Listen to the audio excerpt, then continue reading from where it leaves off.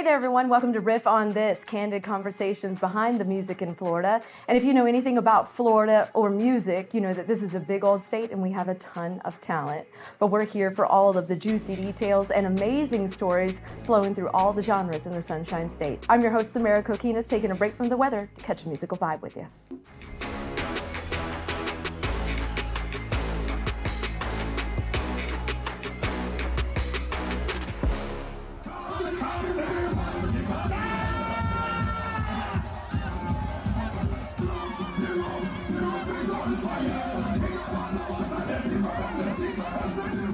All right, everybody, we're serving up some Caribbean culture today and taking a musical journey to Jamaica. And no, I'm not just talking about reggae, mento, ska, rocksteady, or reggae fusion. I'm talking about dancehall. Dancehall got its start in the late 60s and early 70s, and the DJ, also known as a selector, being a key player, toasting over the music to give it its unique sound. So if you've ever listened to or owned a Black Chinese CD or not, I have a special treat for you today. Brush up on your patois, and if you don't know what I'm talking about don't worry, we got you covered.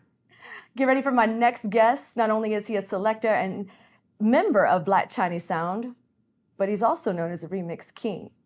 So let's go ahead and welcome international DJ and producer, the remix king himself, Willy Chin, to the show.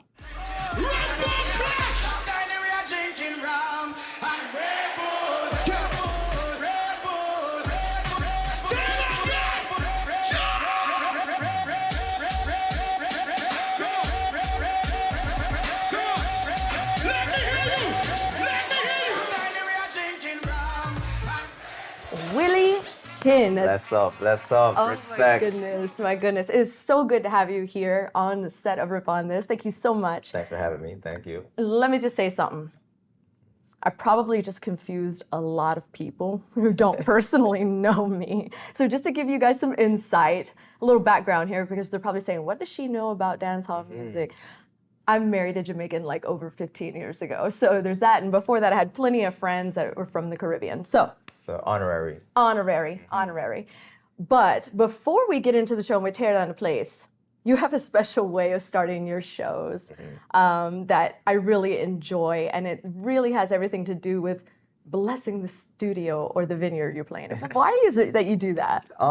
Just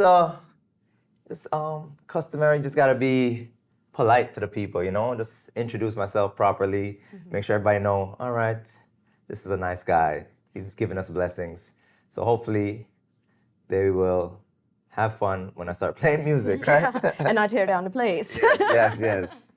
So for everyone who may not have heard of you, I mean, it's highly unlikely because you guys have just been instrumental in a lot of different ways for dancehall music coming into mainstream America. But I've been personally listening to you for well over 15 years now. Let people know where you're from, where you were raised, and kind of how you grew up. All right, Miami, Florida, Jamaican background. I'm Chinese Jamaican. Born and raised in Miami, Florida. Strong Caribbean family, strong musical family. So you want me to start with Black Chinese? Where you want to start? Childhood? No, we'll get into Black Chinese in a minute. That's the special part that really kind of blasts off from there. So we'll go with your childhood first. Like, did you actually deal with like a lot of music growing up? Well, yeah. So I used to work in my uncle's sound company, sound store, light and sound equipment in Miami. They actually built Stone Love's first sound system, the boxes, the physical boxes. Wow. So that's the history there. I worked there. It became a record store. I worked there too.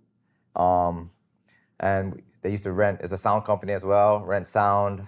I remember I'm 10, 11, 12, on the truck with the speakers, helping them unload the truck and stringing up the sound for a Beanie Man concert. I'm backstage. I think it's like Beanie Man and Lady Saw performing. I have no clue, you know? Oh, man. But I'm there helping with the boxes and just enjoying, absorbing everything, you know? Then after that, played DJ weddings. Okay. So that's how you got your start? Yeah, my uncle DJs. I was going to say, did you like steal somebody's equipment or did you go in and kind of borrow your uncle's equipment or something? So, and Super Dupes, that's Grammy producer as well as owner of Black Chinese, created it. He's my first cousin, grew up in the same house. My mom practically raised them. So he had his turntables, records, everything set up for me to just play around with, mess around with while he's gone and doesn't know. Yeah. Now he knows. Yeah. When we talk about sounds, sound clashes and sounds, and you just said Black Chinese sound, which we'll get into in just a moment, but explain to people who are not familiar with the culture what a sound is and why it is so big in the Caribbean. Sound, that was your jukebox, that was your radio, that was your television. The speaker boxes, they would set up the turntables, set up the records, and play this in a dance hall. That's the name, dance hall. That's the name where they got it from, right? They set up your speaker boxes into the dance hall. And why it was a sound system, you needed a group of people. You needed a person to help lift the speaker box, a person to wire it up. While you're DJing, they used to use records, 45s, sometimes just one turntable. So they had the selector, that's the one going through the records, giving it to the DJ to play, and then they have the MC talking while the other guy's switching records. So it was just a multitask job. Now with computers, it makes it easier for the evolution of selectors or sound system to be in a laptop, a one-man show where you could just push play, select a song. Back then, you needed a staff, Yeah, you needed a physical staff, yes. So you said, your cousin was Super Dupes. Where did your name come from, Willy Chin? Where did you actually pick that name up from? Because I think a lot of people often think, oh, that must be his real name. Yeah, that's not my government name. So, funny story, when I was younger, I was a little bit more plump, had a little meat on me. So there was a movie at the time called Free Willy about a whale. And they used to tease me. They're like, yo, you're Free Willy. Yeah, so... Family, yeah. Of course. Okay, so that's another And then, thing. What? Everybody has a nickname. Everybody has a nickname, So Free Willy. I lost weight, coming up before high school, lost the weight. So just call me Willy. The Willy just stuck. And then later on, Dupes met Bobby Chin. And he was like, yo, I got your name, Willy Chin. Like the Chinese in Jamaica, every Chinese in Jamaica, they call him Mr. Chin. So Willy Chin, and that's my name. Getting into Black Chinese, the Super Dupes started that alongside Bobby, right? Yeah. All right. So how did the evolution of Black Chinese really come about, and in what time period are we talking? Not time period. Makes us sound old, doesn't it? Time period. What time frame are we talking about here? Like end of 90s to 2000, like 1999, 2000, that's the beginning of Black Chinese. It all started with a unpaid phone bill. So Super Dupes ran up a phone bill, like a $600 phone bill. So and wait a minute, Selector, go on and forward it back. Yeah. Now. So he had an unpaid phone bill he needed money for. Wow. Made a mixtape, and back then it's like pirating. It's a pirate tape, So made some, sold them, and he got the money for the phone bill. So the mixtape was good. It started just going viral, like today's version of viral, just getting everywhere off of physical CDs. Now, was that a Black Chinese album or is Black Chinese? Yeah. Okay, so was that Enter the Dragon? That probably the first one, yes, gotcha. Enter the Dragon. So that just went viral. By the time the third or fourth one, everybody had a Black Chinese CD and looking for a Black Chinese CD. While Dupes didn't have an idea that they were running the place or popular, because he just made it and sold them at the flea market. Wow. So this whole thing started over a phone bill, a really expensive phone bill. Yes. Where did you come into the mix? Me, I came in a while after.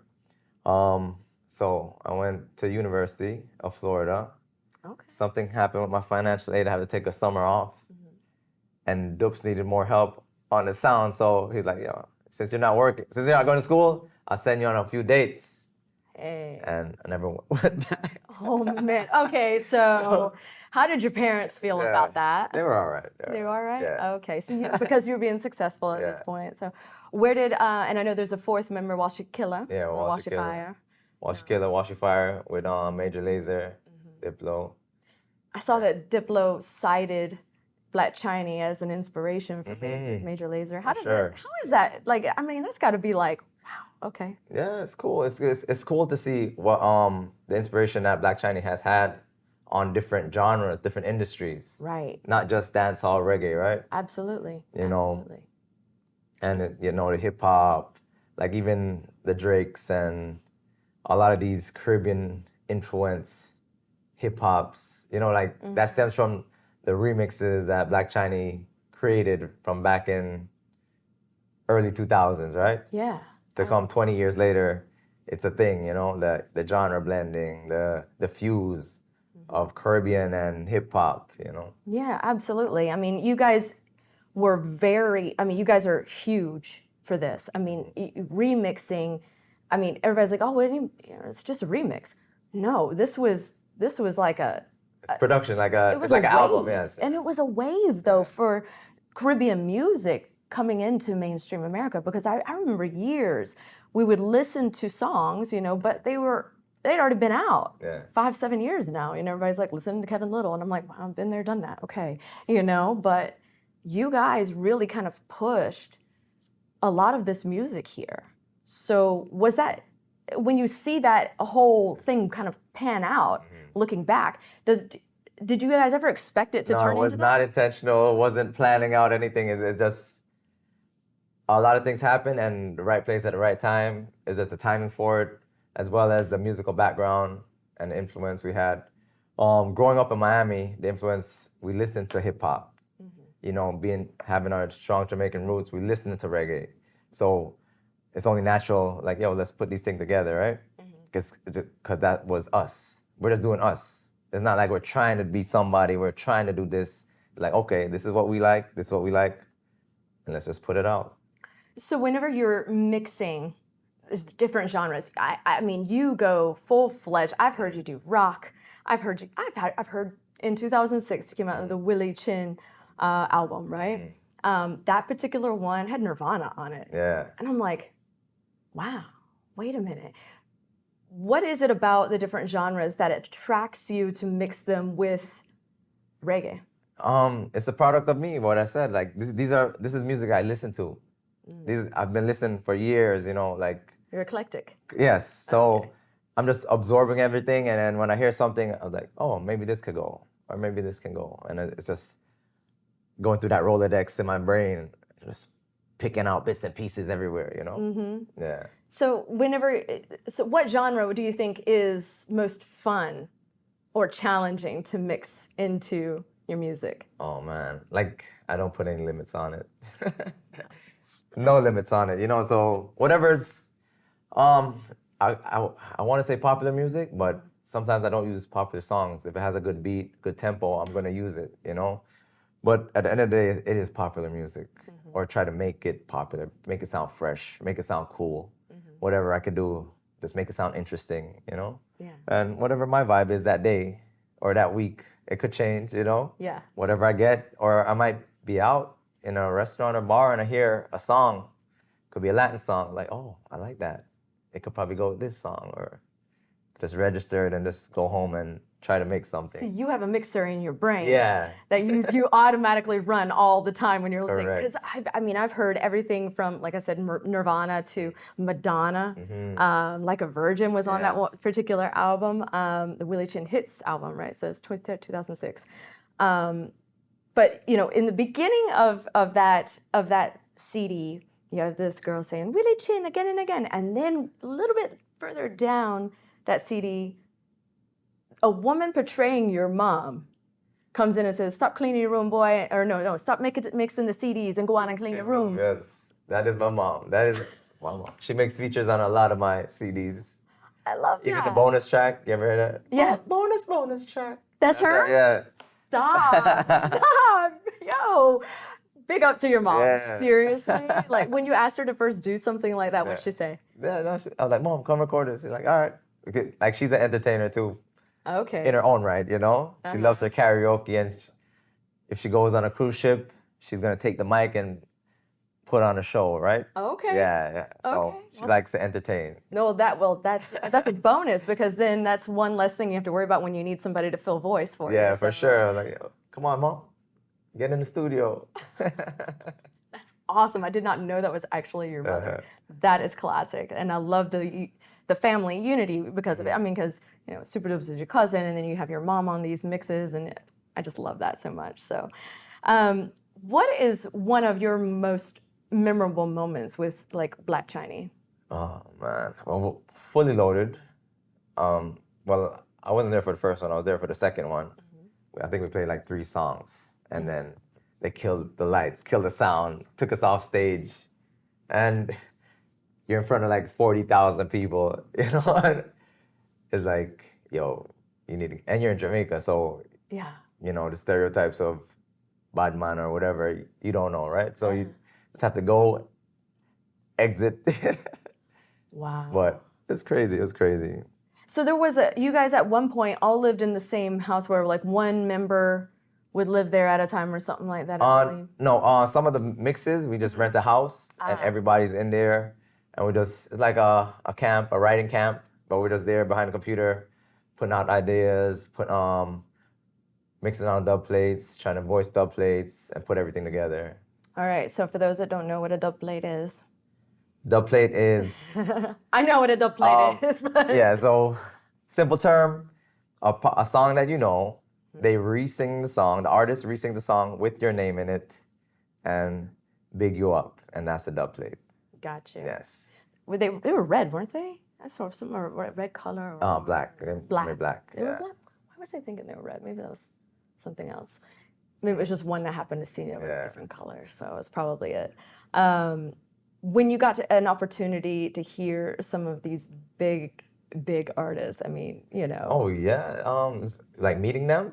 meeting them, getting to work with them, having them big you up on a dub plate. No, it's so cool. It's cool because a lot of the funny dubs that you hear that we have, like between myself or Bobby, we rewrite the lyrics, and then to have the artist redo the lyrics and then play it in front of people and then see the reaction, it's crazy. It's crazy. That's awesome. There was a point where in Jamaica, Tony Mathorn was known as the dancehall king. You guys had clashes. There would be sound clashes, right? Yes. Black Chinese. You guys beat the king. What was that like? I mean, well, if you want to get to the top, you have to beat the top of the food chain, right? You have to compete with the top. But it was good. Like I'm actually a big fan of Tony Matterhorn. Like even growing up before Black Chinese, I'm listening to the tapes and things, and like Matterhorn's my DJ, Right. But it's cool years after you clash him. We're still good friends. Good. And then play alongside like these people you're listening to on mixtapes and like, yo, crap, I used to listen to you. And Right. it's a mind-blowing experience. I can imagine. I mean, just somebody that, like you said, kind of inspirational to your own career, and then you're on the same stage at a sound clash with him. Like, Yeah, it's crazy. that's got to be Definitely. perfect. And a big, a sound clash in Jamaica is a big thing. So tell people a little bit about what goes on in a sound clash for people who don't know, you've never experienced this. I mean, it's a different kind of vibe to it, and I think it's just so unique and so amazing to watch and experience. Yeah, it's very competitive, and the same thing about the dub plates. So we would get dub plates to diss the other person, and they would get dub plates to diss us, like this, So it's basically a battle, see who's the better sound, if you want to say a sound clash. That's the simplest way I could put it. Yeah. Sound clash. And I mean, these are huge events. People. But definitely, it's a big part of Jamaican history, the culture, sound system culture, the speaker box culture. Like sound clashing is the main reason for dub plates. Back in the days, they used to bring the artists on the actual sound, put them on a mic and make them DJ. Now they got the dub plates, and then you carry it with you wherever you play. So it's an instrument part in the culture of dance hall music. And for a lot of artists to kind of really come abroad into New York or Florida, usually that's where the tendency for artists to go. If they even wanted to try, without coming abroad, to try to be somebody in Jamaica, they had to be on a sound system, right? Yeah, for sure. They had to perform properly. No auto-tune back in those days. You had to get a record recorded, you'd have to do good on your stage show. You'd have to have a song on a stage show and have good crowd reaction before you get it in the studio. Wow. Yeah. Have you ever been to some of the historical studios in Jamaica? Yeah, I've been to the Tough Gong. That's Bob Marley's studio, Anchor, Dynamic. Yeah, I've been to all of them. I've been to all of them. So when you walked into the doors, you know, where Bob Marley had recorded, what was the feeling like for you? Well, I'm into that, the equipment, the studio, so the surrounding, the acoustics. Even this room, I'm looking at the walls and the acoustic. I'm like, yo, that's nice. Thank you. Thank you. Thank you. Our management thanks you as well. But definitely, yeah, it's cool that I could be in the places where some of the biggest songs are born, the biggest artists are born, you know, and me also be a part of it. You know, it's cool to see history and be part of history, right? Yeah. Absolutely. When did you turn from, you know, doing your DJing to more into production, into producing? And who have you produced for? Yeah. So I've always been dabbling in production. And even the remix CDs that we do, it is production. It is full production. Absolutely. Yeah. So I feel like I've always been doing it. So I produced for like Beanie Man. I have a track with Beanie Man. Yeah, there's a bunch. There's a bunch. Your Off mind the is top like, of that, listen, yeah. I have so many remixes. Yeah. I'm making remixes right now with your voice. Just saying. Maybe, you know. So also, because I'm looking at my notes right here, your Instagram page, number one, is hysterical. I love it. I follow you, obviously. I'm a fangirl, right? So, but your Instagram, I noticed you do this really cool thing where you get people to drop in songs that they want to see mixed. And then what do? Do you take one and then one from the other and you just kind of blend it? Mash up, yeah. I just started that off of a whim. I had just had an idea. Let me just make a remix. You submit the song and I'll try to use as many songs as possible into the remix. And I was like, oh, let me just try it. And it was actually, it's like work for me too, right? So, because I listen to every single song in its entirety and take out each bits and piece and make a story out of it. Oh, okay. Yeah, so, okay, I see the thought process. Yeah, so even the song I use could be saying a different message by the time I'm done with it, right? So just chopping up words and bits and pieces. And the evolution of it now is I'm just taking songs and doing full production behind the songs now.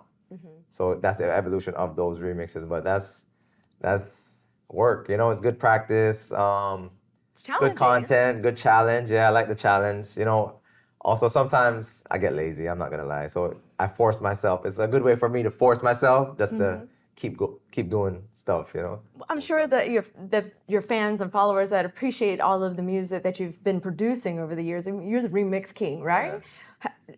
Love the interaction with you as well, right? Yeah, for sure. How do they feel like? Have you ever had somebody freak out because you some chose of them, a song? like even when I post like the old school Black China clips and they're like, oh man, I remember I was in high school or I made a lot of money selling your CDs. And I was like, give me some of that back. Royalties. No, yeah. Don't tell me.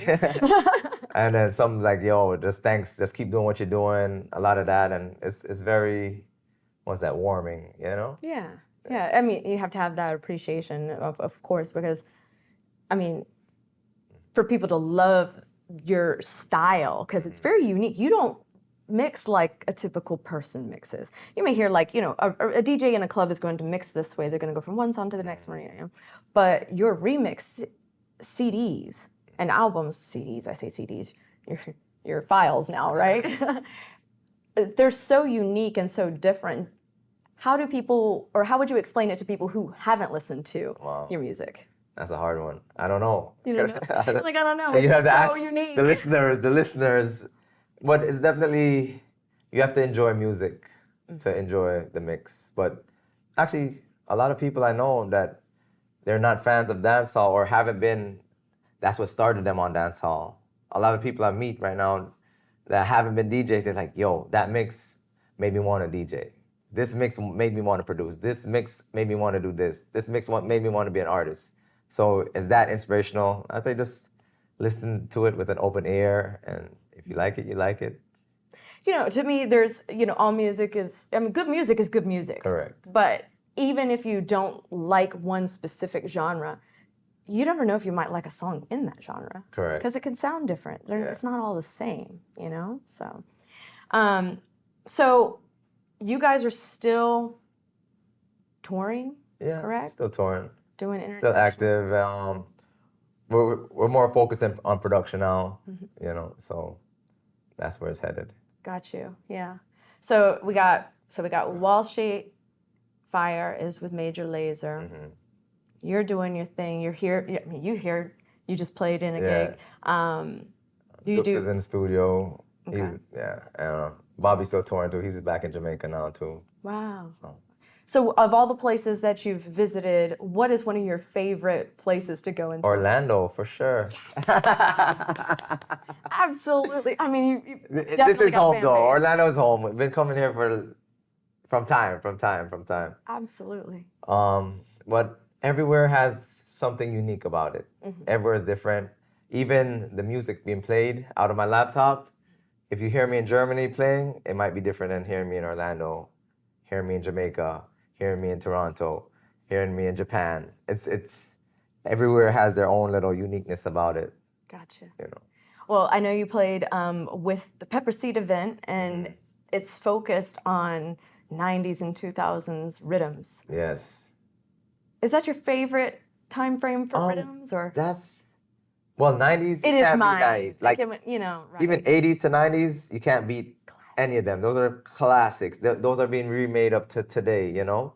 But it is a great era of music. Yeah. You know, and this is the era that people actually dancing. You know, you're paying attention to the music. The bass lines is rolling. Where it's like, okay, if I don't even know the song, I'm gonna dance. You know, if I'm non-Caribbean, these are the songs that non-Caribbean people listen to, and be like, okay, I could come to this party. This is cool.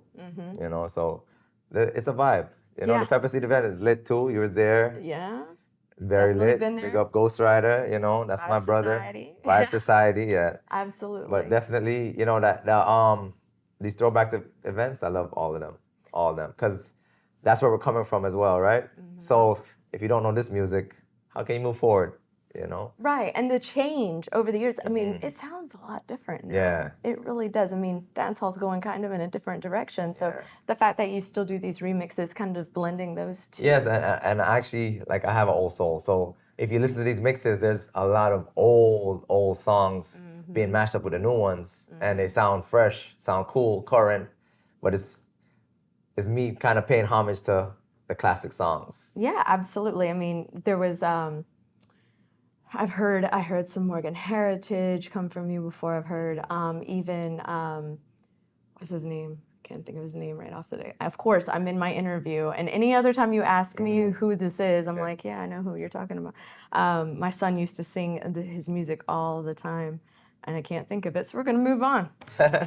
But yeah, when you have classic music like that, and you just kind of move it forward, I think it's beautiful the way that it kind of works out, and it also inspires newer generation to kind of really respect where it came from. Correct. And know, because they remix songs so much sometimes and new with new artists that they'll be like, where have I heard that song before? And your parents are sitting there going, no, That's an old song. that's an old song. Yeah. This is the original. You know, Like, they copied him? Did they copy this new artist? they changed it a little bit. So what would you say to people who want to try getting into music? Because it's not always easy, right? Just put in your 400. Like, be around people doing the same thing. I would say that's the easiest way to get involved. Is like, okay, I want to DJ. Let me go hang out with the DJs. If I want to be a chef, let me go hang out with chefs. Just any industry you're in, just hang out with a group of people that's actually doing it. Try to get in the way you can. If you want to be an engineer in a studio, just try to be the food guy, getting the food, but you have access to the studio. You might have a conversation with somebody that'll pivot your career into where you want to go. So just work at it every day. Try to improve yourself every day, and just do your best. Do what you can. you know, try to learn something new. Absolutely. Perfect message. I remembered. It's garnet silk. Garnet silk is what my son loved garnet silk. Well, thank you so much for joining us today. I really appreciate your time. So appreciate it. Your history, your expertise, Remix King. Thank you so much. Thank you. And stay locked in tight. We will have another episode of Riff on This coming to you soon. Oh, it's a problem. Like Chinese. It's a problem. Taylor Gang. We got dogs. Let's go. Thanks for listening to Riff on This, and a huge thank you to the Remix King himself, Willy Chin, for joining us. Be sure to follow him on social media by searching at Willy Chin Remix. Don't forget, you can link me on my social media. Just search Samara Kokinas News 6 on Facebook and Twitter. On Instagram, search Samara Kokinas. And before we go, a huge thank you to our behind-the-scenes production team, Derek Mosier, Ryan Haley, Chris Flora, and Joe Grennan. Please take some time to rate and review us on Apple Podcasts and on Spotify. And don't forget, sharing is caring, so tell a friend about us too. You can find videos of all the podcast episodes on clickorlando.com/riffonthis. Until next time, friends.